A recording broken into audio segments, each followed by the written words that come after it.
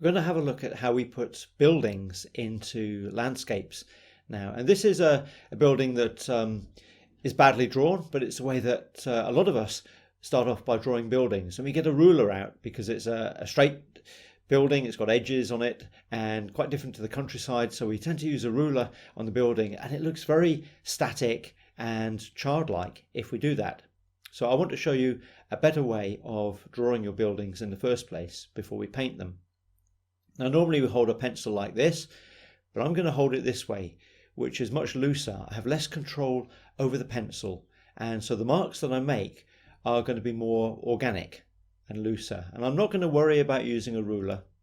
I'm just going to be drawing freehand so that we don't get straight lines. We get lots of curved lines and more organic shapes to the building, which helps it to fit into the organicness of the countryside around. It doesn't make it stand out as something that shouldn't be there, but it makes it look as if the building really fits with the rest of our drawing, with the rest of our painting, with the similar style that we paint the rest of the picture with.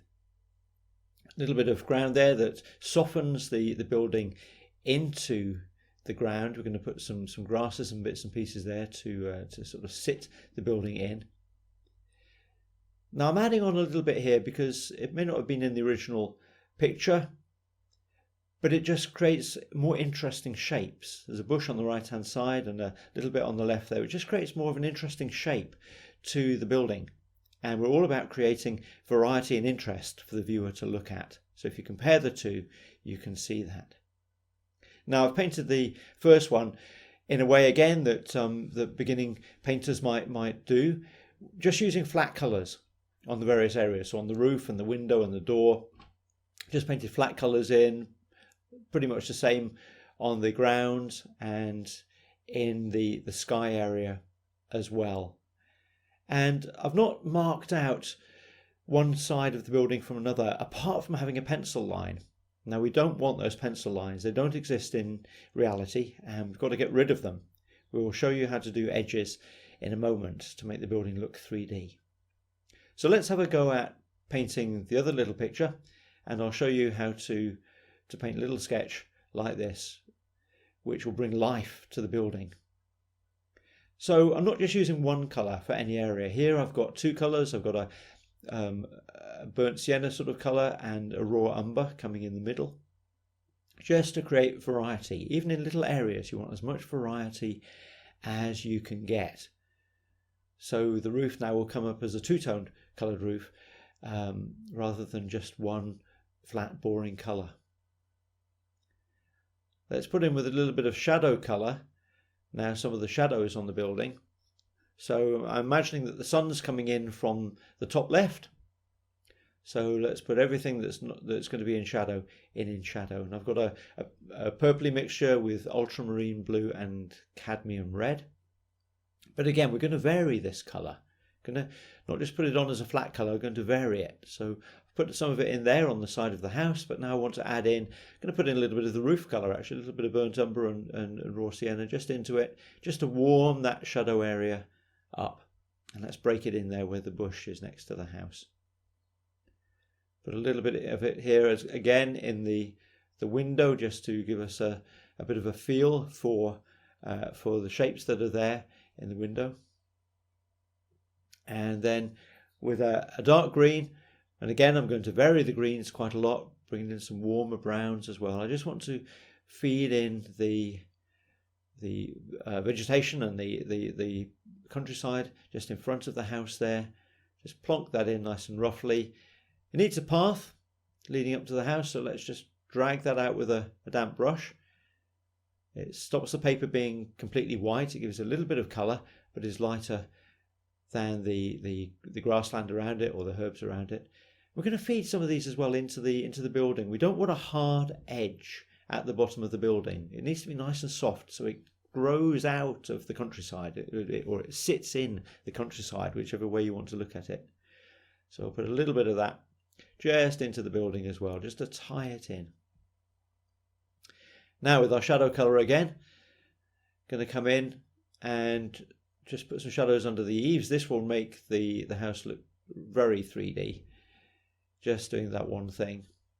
And the end wall here is dried now, so I'm just going to go over it again with another layer of this shadow colour just to darken it down, which really increases the sunshine on it. There we go. Painting the door. And again, I'm not just going to paint a square or a rectangle here. I'm going to leave it a little bit loose at the bottom, let the viewer invent the rest of it. So I'm just going to leave it that shape. I know that's not the door shape, but it's much more artistic, it's much more creative to leave it like that. Let's fill in some more of this window. Put in a little bit more colour on there. We'll again leave some little white bits in there just for glints of the panes of glass in the light, but just to mark in the window. And we'll come back and finish that off later when that's dry. And there's a little window here as well, so I'll just put that one in there.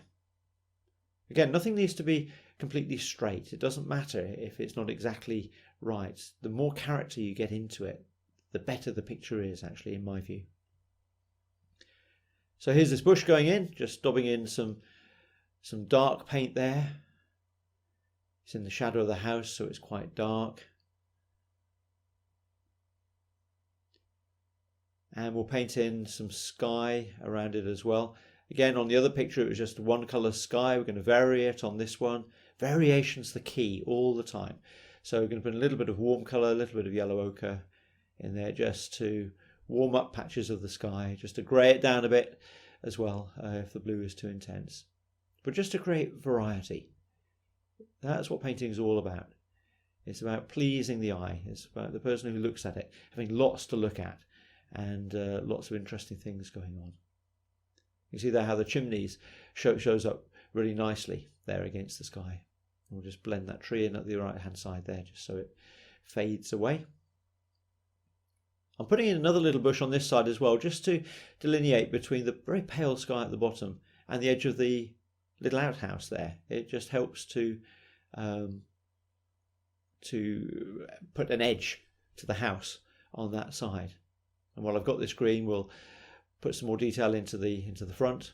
Just scrub some colours in.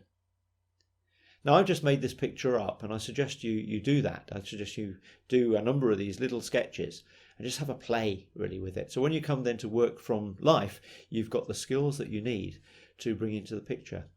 And remember not to be totally controlled by what you see in front of you. You've got to make a good picture that hangs on the wall and people look at and enjoy the picture, even if it's not exactly the same as the reality that you painted from outside. The important thing is the picture. So a little bit more darks in the window there just to bring that to life. And we're almost there now. What I think it just does need though is something to break up that skyline. It's only broken up by the roof and the chimney. So it needs something a little bit more organic. So I'm going to pop a tree in there. It's a little bit sort of greyish. It's away in the distance somewhere. So just put that in just to make a more interesting skyline between the building and the sky behind. Again, it's all to do with this interest, all to do with bringing in change and variety. You've got to create your picture. And that's just what I'm doing here. Just seeing what it needs and just putting in the little bits and pieces that it needs. And there we are, pretty much there, I think. Let's just do a little bit more, just pull it out, a bit more shape on that side. But I think we're there. Could spend ages now fiddling, but I don't want to do that. I want to keep it fresh. And when you look at the two paintings together, you can see the difference. You can see how much we've progressed from the one on the left to the one on the right. So have a go at it and see what little houses you can paint in the countryside.